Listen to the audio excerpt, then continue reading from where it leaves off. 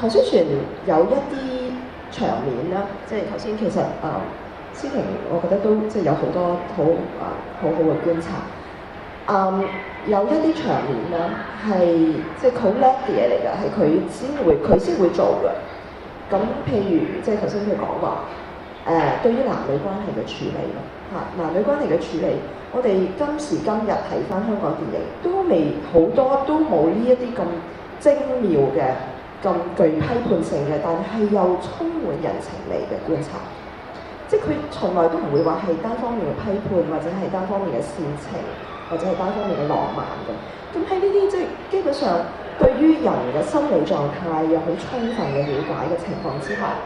但係佢又不失幽默，亦都不失對於即係整個狀態嘅一種批判嘅感覺。咁嗰個 mixture 咧，嗰個混合咧係非常之唐書筌。咁頭先佢舉咗一個好好嘅例子，其實真係好簡單嘅咋，只係即係男人好色咁。哇！我哋70年代睇嘅所有嘅港產片，差唔多我諗80%嘅電影都係關於呢個題材嘅，男人好色。但係都寫唔到呢一個地步話係原來男人好色，男人好色咁女人點樣回應咧？咁我哋通常好少睇到男人好色之後女人點樣回應㗎呢一樣嘢㗎。咁原來喺呢套戲裏邊就好簡單，咁個女咪行出嚟你要睇，我咪俾你睇咯，有乜嘢咁大不了啫？咁你睇完咪可以走咯。咁件事係冇事㗎啦。即係如果係即係喺好多其他嘅電影裏邊可以變成好多嘅更加低俗嘅、更加即係低趣味嘅場面，但係喺呢個裏邊就即係好反映到男女關係之間嘅嗰個唔平等啦，或者係男人嘅一啲即係一啲佢喺某一種階級裏邊，喺嗰種階級裏邊，佢要得到嘅一啲宣泄、一啲即係樂趣。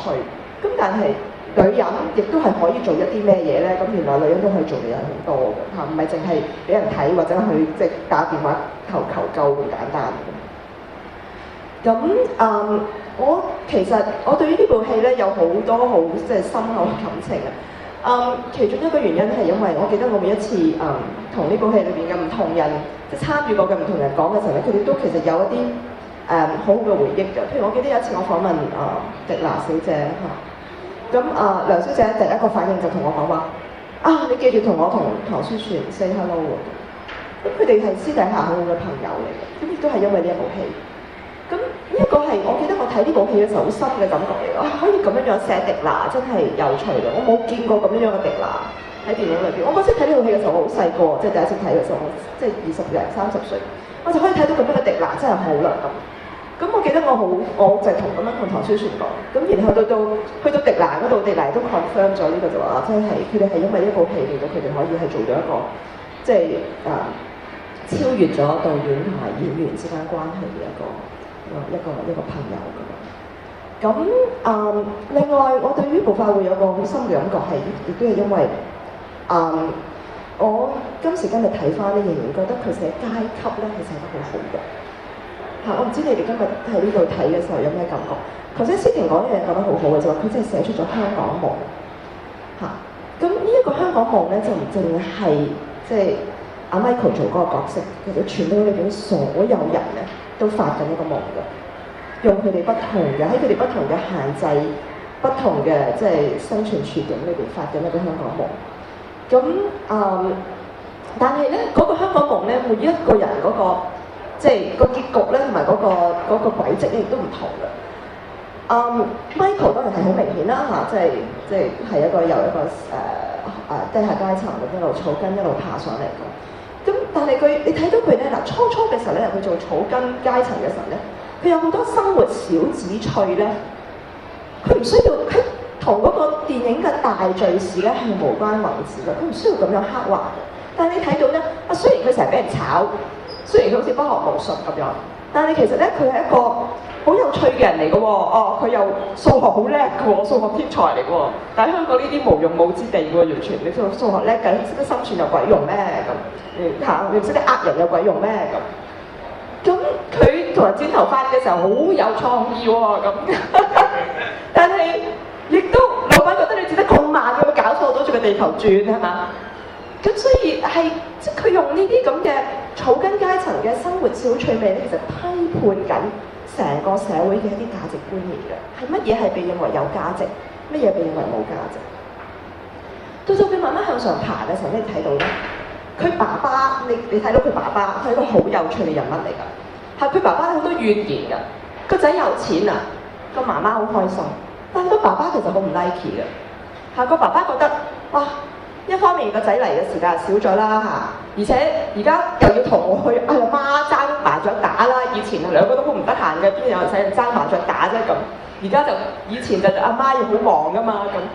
咁所以其實佢好多怨言嘅。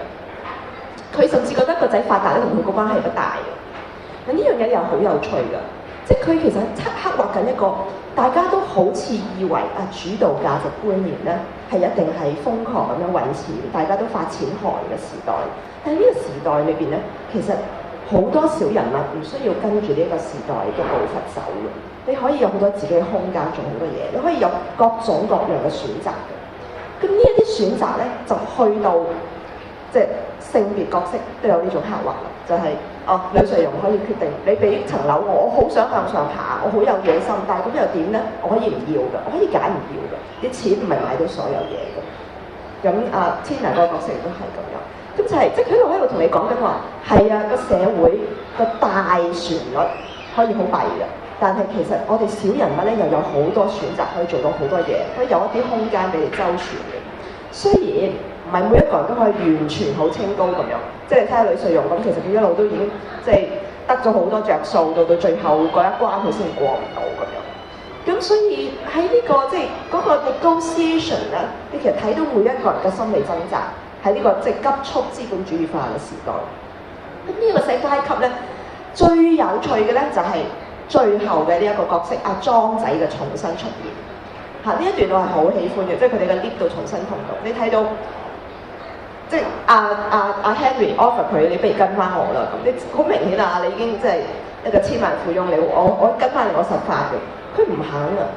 佢覺得我幾好啊，我整電話整得好開心。咁所以你睇到其實即係個社會咧有各階層嘅人，然後嗰啲各階層嘅咧每一個人都好辛苦喺度 survive，但係佢哋每一個人喺度企圖求存嘅狀態裏邊，佢哋做咗唔同種類嘅道德選擇。咁而我哋又睇到香港呢一個咁，即係我哋一路成日都以為咧，我哋個個人都係即係咩小漁村啊，變成即係大金融都市啊、國際大都會啊呢啲咁嘅神話呢一種咁嘅 narrative 咁樣嘅敘述。但係你睇到，其實喺你嗰個向上爬嘅過程裏邊咧，你失去咗啲乜嘢？喺電影裏邊咧，其實你深深咁樣睇到嗰種失去嘅不斷咁樣話俾你聽，佢阿 Henry 係點樣越嚟越唔開心啊 ？Henry 係點樣好想佢得到嘅嘢，佢得唔到啊？到佢想揾翻人跟，佢跟唔到啊！佢旁邊冇晒人啦，佢啲朋友都唔見埋啊！咁佢嘅本來係一個即係有個好似一個即係比較上誠實啊、有志趣啊嘅一個咁嘅即係小人物啦。你到睇到佢去到即係撈偏門啊，到最後佢做地產啊，咁去到拍賣嘅時候，佢冇一個真話可以講到啊！嗱，呢一個咧其實好有趣嘅。你睇下，如果你用呢種角度去睇香港社會咧，香港社會嘅階級結構咧，我哋好少會將撈偏門同做地產混埋一齊嘅。我哋會覺得話做地產即係嘛，即係大富豪、大富大貴、好正行嘅咁樣。即係我哋個個都我最想我個仔做李嘉誠啊，或者我最想我老豆係李嘉誠。你唔會覺得其實可能做地產原來同偷呃拐騙差唔多？佢咧就即刻將兩樣嘢混埋一齊咯。喺呢套電影裏邊，你就即刻明白原來香港其實階級就係咁樣嘅一件事。我要向上爬咧，佢到頭嚟就係你可能係你可能唔係撈偏門，雖然你撈個正行咧，其實到頭嚟可能同撈偏門嘅價值觀念好相似嘅咁，甚至可能比撈偏門更加偏門嘅更加唔道德嘅。咁呢啲咧都係即係只係唐書璇呢一種拍法咁樣講嘅一個大鄉愛主，你先會睇到嘅呢種價值觀念。即係今時今日你睇翻70年代，我哋有好多講賭嘅電影啊，好多講偏門嘅電影啊，其實都冇呢一種咁深嘅階級嘅批判。咁另外我想好快咁樣講咧，就係我其實都唔係呢度嚟教書，我今年我想好快咁想講咧，就係我睇呢套戲嘅時候，我第一次睇嘅時候咧，我有個好深嘅感覺就係呢套戲嗰啲女人啊即係佢哋除咗係即係好有自己嘅個性啊，即係基本上啲男人係冇晒佢哋符之外咧，即係男人可以使好多錢，但係到頭嚟原來係冇晒佢哋付㗎，錢就使咗啦嚇。即係你諗下，你作為一個單身女人，你俾阿 Henry 入屋，如果而家啲單身女人就驚到不得了啦！你諗下幾驚嘅一件事係嘛？報警都報唔切啦！佢嗰個男人送條鑽石手鐲俾你，仲要摸住你隻手臂話：你知我想點㗎啦咁。哇！你而家啲女人尖叫咗好耐啦咁。呢一個女人係完全一啲都唔窒，微晒笑，仲要摸住佢條領呔話：冇事冇事咁樣。咁然後跟住就個工人就出現啦。佢只係有個工人啫，結果就係呢個阿男人本來話：我得唔到我要嘅嘢，我打死都唔肯走㗎啦咁。啜一聲，淨係有個工人出現啫，佢就佢啲唔能咁樣，我走啦唔得閒啦，今日我約咗人咁。你就發覺原來其實喺呢套戲裏邊你睇到，其實即係女人可以做嘅係好多，女人嘅自由度係好多，主體性可以好強，而且可以好聰明，而且佢哋要得到嘅嘢。唔一定係男人可以俾到佢哋嘅，唔係話淨係即係男人以為自己咩都可以俾到佢哋就俾到佢哋。咁仲有趣嘅就係、即係你睇到咧，其實喺套戲裏邊咧最唔開心嘅咧，咁多個女人裏邊咧最唔開心係邊個？最唔開心係個老婆嚇，呢個亦都係唐書璇電影裏邊一貫嘅特色嚟嘅。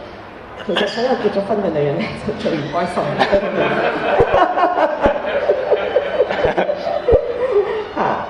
咁我記得我曾經有一次睇過，我唔記得咗邊個寫啦，好似係一個大陸嘅影評人啊，就話呢套戲拍完之後咧，唐書璇就翻美國咧相夫教子啦，仲喺天倫之樂。我真係不平嘅，我真係有少少想即係可唔可以喺 Facebook 裏邊即係平反呢件事。唐書璇係從來冇結過婚嘅嚇，佢直至到即係我幾年前即係見佢嘅時候，佢都仲係即係喺 LA 單身嘅。咁其實佢喺電影裏邊咧係好持續咁樣咧對婚姻制度一個批判。我諗係由一開始嘅董夫人其實佢每一套戲裏邊咧都有一啲所謂非正典嘅男女關係嘅，每一套戲都有嘅，每一套戲佢都處理呢樣嘢㗎。即係其實你諗下董夫人其實即係個前衛咧，唔係淨係個形式，佢個前衛係講到話有少少係即係媽媽同個女爭仔喎，大佬。係嘛？主要係有個階級嘅即係嘅跨越喎，個園丁愛上咗個夫人喎，係嘛？即係兩段都係一段稍為